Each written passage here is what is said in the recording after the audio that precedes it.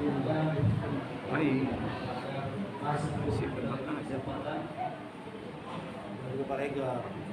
Berupa kesehatan, nikmat kesehatan, nikmat iman. Dimana pada malam hari ini kita sampai kita melaksanakan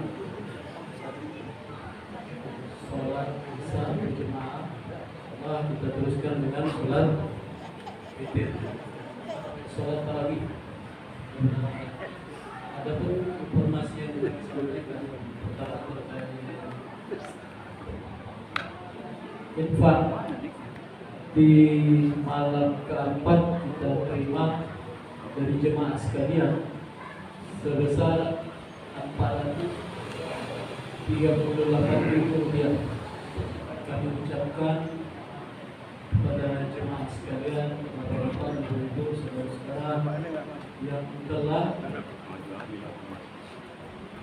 menyalur sebagian hartanya yang diberikan Allah Ta'ala demi kemakmuran masjid kita bersama yang kita cintai. Kemudian ia bertindak sebagai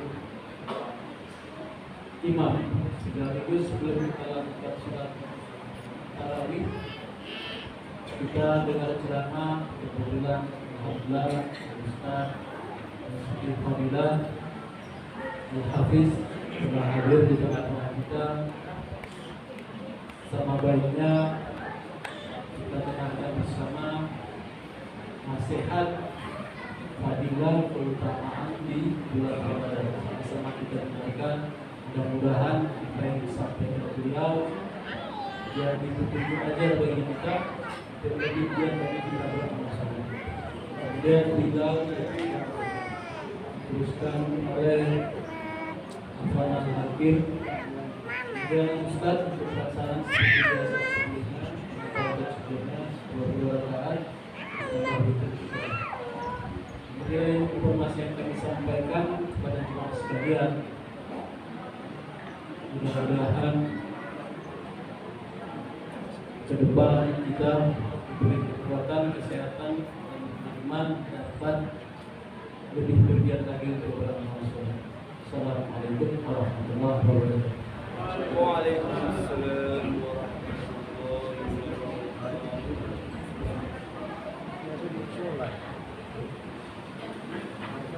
Aku mau rasa hangat ini masakan hangat ini.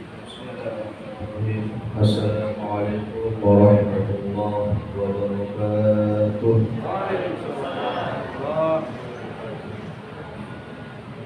Alhamdulillah. Alhamdulillah al-qawiyyi al-ghalib al-waliyyi al-talib al-ba'id al-warith al-qadih al-salib alim al-qaid wa-sahil wa-tahib. Allahumma salli wa sallim wa barik wa karrim wa 'azzim ala sayyidina muftahih babi rahmatillah adada ma fi ilmillah salatu wa salaman daimain bidawami mulkillah. Allahumma salli wa sallim ala sayyidina Muhammad sahibil bushra salatan tubashiruna biha wa ahlana wa awladana wa jami'a masyayikhina wa muallimina wa talibatana wa talibatana min yaumina hada ila yaumil akhirah. Para orang tua kami, bapak ibu hadirin al-hadirat, jemaah sholat fardu isya dan sholat sunnah tarawih yang dimuliakan oleh Allah Subhanahu wa taala. Alhamdulillah, bersyukur kita kepada Allah Subhanahu wa taala atas karunia nikmat yang begitu banyak Allah berikan kepada kita. Sampai saat ini di malam yang kelima daripada bulan Ramadan, Allah Subhanahu wa taala masih memberikan kita umur. Allah Subhanahu wa taala masih memberikan kita kesempatan, kemudahan, hidayah, iman Islam, sehingga kita masih bisa melaksanakan berpuasa di siang bulan Ramadan, dan di malam bulan Ramadan kita tegakkan qiyamul lail, sujud dan rukuk kepada Allah Subhanahu wa taala. Dan ini semua bukti ini semua yang kita lakukan membuktikan rasa syukur kita kepada Allah Subhanahu wa taala terhadap nikmat yang Allah Subhanahu wa taala berikan kepada kita. Tak lupa juga kita salat kepada Nabi Agung Muhammad sallallahu alaihi wasallam. Allahumma shalli wa sallim wa barik alaihi wa ala alihi. Mudah-mudahan yang biasanya mungkin kita sholawat kepada Rasulullah di luar bulan Ramadan yang satu harinya mungkin 100 kali, maka di bulan Ramadan ini kita tingkatkan kalau bisa setiap hari 1000 kali. Amalan sholawat amalan yang paling ringan, amalan yang paling gampang, tetapi sulitnya lisan kita untuk memuji Nabi Muhammad SAW. Maka ditarik ke belakang dalam ilmu tasawuf. Sesungguhnya sedih kita umat Islam kalau hari ini lisan kita sangat berat kali untuk memuji Rasulullah. Kalau hari ini lisan kita sangat berat untuk memuji Nabi Muhammad, petanda Nabi Muhammad tidak merindukan kita. Orang yang dimudahkan lisannya untuk bersolat kepada Rasulullah SAW karena Rasulullah pun rindu kepada kita.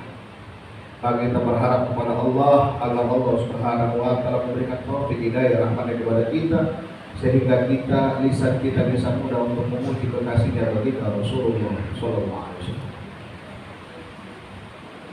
Orang-orang tua kami, Bapak Ibu hadirin wal hadirat yang dimuliakan oleh Allah Subhanahu wa taala.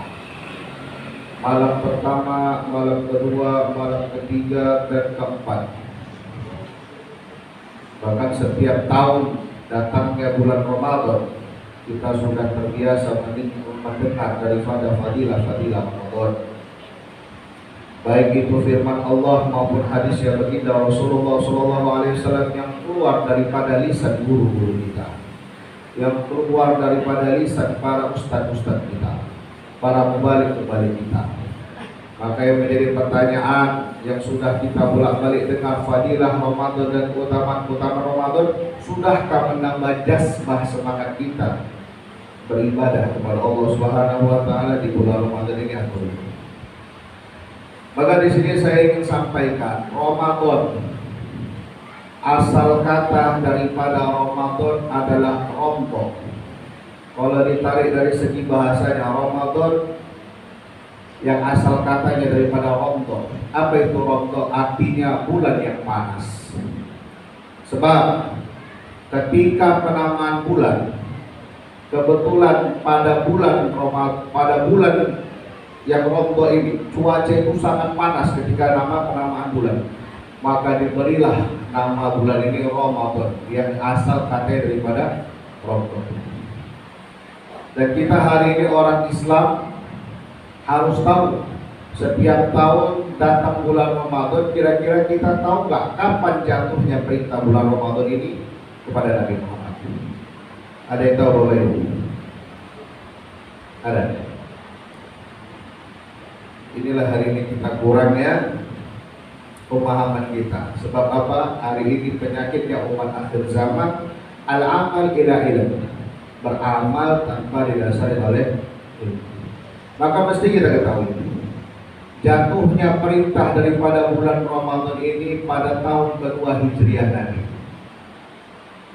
Pada tahun kedua Hijriah. Dan itu bertepatan di bulan Sya'ban. Kan dalam riwayat lain di tanggal 28 Sya'ban di tahun kedua Hijriahnya Nabi, maka disitulah datang perintah untuk umatnya Nabi Muhammad melaksanakan ibadah puasa. Jadi harus ingat di tanggal 2 Hijri di tahun kedua Hijriah Nabi. Disinilah datang perintahnya puasa Ramadan kepada umat Nabi Muhammad SAW. Dan selama Nabi Muhammad mulai dari datangnya perintah sampai beliau wafat, Nabi itu hanya bertemu bulan Ramadan itu hanya 9 kali. Hanya 9 kali.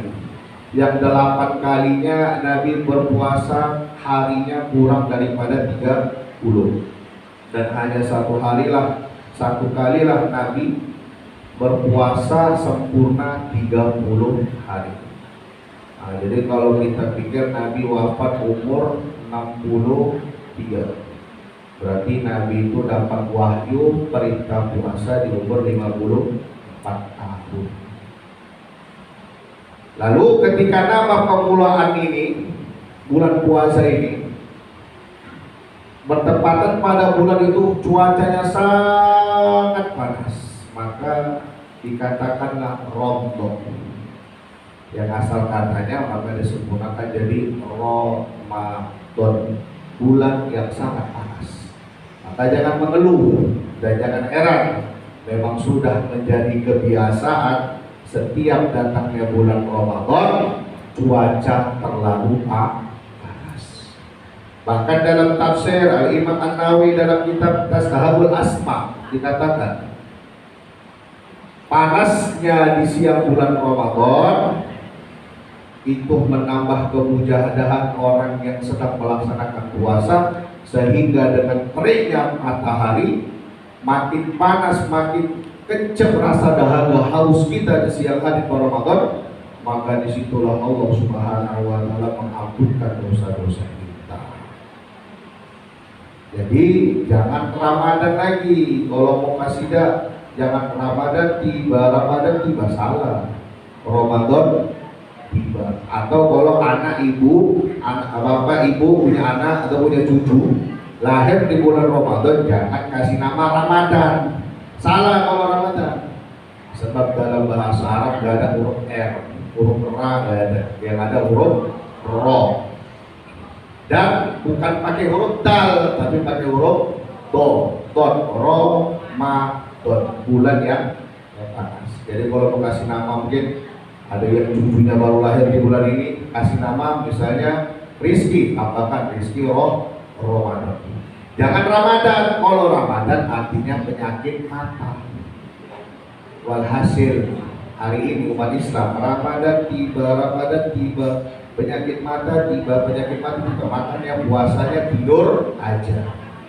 Habis subuh tidur, bangun mau zuhur, habis zuhur tidur, bangun mau asar, habis asar boleh-boleh buka. Kenapa? Yang disambut Ramadan, penyakit mata. Dikasih nama anaknya Ramadan juga, makanya anaknya asing ngantuk aja, dimasukkan ke pesantren pun tidur aja, bukan hafal Quran. Ya, besar pun anaknya nanti kawin, ya tidur aja jadi pengangguran, nggak mau kerja. Namanya Ramadan, penyakit mata. Jadi ubah jadi Ramadan. Yang udah keburu diberi nama Ramadan, diubah kakaknya. Kelahirannya diubah, potong kambing jadi Ramadan. Udah, kita sudah sering dengar fadilah-fadilah dari para ustaz-ustaz kita, terutama yang seringlah berita ayat yang terfavorit kalau sudah bulan Ramadan. Ya ayyuhalladzina amanu kutiba alaikumusiyam kama kutiba alal ladzina min qablikum la'allakum tattaqun. Yang Allah katakan, wahai orang-orang beriman, telah kuwajibkan ke atas kamu berpuasa. Maka dalam kitab tafsir, kenapa Allah tidak pakai ya ayyuhal mu'minin atau ya ayyuhal muslimin? Kenapa di sini Allah pakai ya ayyuhalladzina amanu?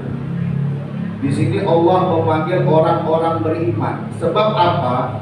Hari ini banyaknya orang Islam, ya, tetapi tidak sedikit juga yang tidak melaksanakan puasa Ramadan. Maka hanya orang yang di dalam hatinya ada Allah dan Rasulullah, yang betul-betul beriman kepada Allah dan Rasulullah, inilah orang yang mudah untuk melaksanakan puasa di setiap bulan. Makanya di sini Allah pakai kata kama kutiba alal ladzina min qablikum, sebagaimana telah diwajibkan kepada orang-orang sebelum kamu atau kaum-kaum sebelumnya. Menjadi pertanyaan, puasa ini, ibadah puasa ini, sebelum umat Nabi Muhammad, umat-umat terdahulu sudah puasa belum? Sudah. Umatnya Nabi Musa, kaum Bani Israel itu sudah ada puasa juga. Makanya ulama kita mengatakan salah satu untuk membedakan cara puasanya orang Bani Israel dengan kita, orang non muslim dengan kita, cara membedakan puasanya itu yang paling gampang adalah makan sahur. Kaum terdahulu puasa, nggak ada makan sahur. Makanya yang membedakan orang Islam dengan kaum terdahulu yang paling gampang itu adalah dengan makan sahurnya. Tapi ingat, makan sahur di sini bukan berarti hari ini penyakit kita, Bapak Ibu sekalian. Ya, makan sahur ini hukumnya sunnah muakkad yang nggak pernah ditinggalkan Nabi. Dan makan sahur itu bukan mesti sepiring 2 piring. Sebutir kurma ataupun seteguk air itu sudah dikatakan makan sahur. Hari ini kita umat akhir zaman. Ya, kalaulah hari pertama puasa kalau tak makan rendang daging tak ambil sahur. Atau masih ada bapak-bapak yang di rumah daging, walaupun rendangnya masih dipanasin. Hari ini penyakit kita. Kalau udah awal Ramadan, berbondong-bondong masyarakat. Padahal di akhir Ramadan kita juga ya, Indomie telur juga yang main. Bukan mesti seperti itu sahur. Mesti kenyang. Kalaulah kita sahur mesti seperti itu namanya kita bukan puasa, tetapi hanya memindahkan jam tayang makan. Yang biasanya kita sarapan jam 8 dan 7 dipindahkan di waktu makan sahur. Begitu juga sunnah daripada berbuka puasa itu sekedarnya. Jangan semua dibanting, ada ini, ada pola, semua dibanting. Begitu juga memindahkan jam tayang makan siang ketika berbuka dan makan malamnya pada sholat tarawih. Sehingga bagaimana kita mau bisa mengatakan syahrul ibadah, bulannya ibadah, bulan peningkatan ibadah, sedangkan hari ini kita ini sudah banyak makan, sehingga dengan banyak makan sahurnya banyak, sehingga pada subuh ngantuk, Quran pun gak terpegang. Karena buka puasanya terlalu banyak, sehingga terawihnya pun ngantuk.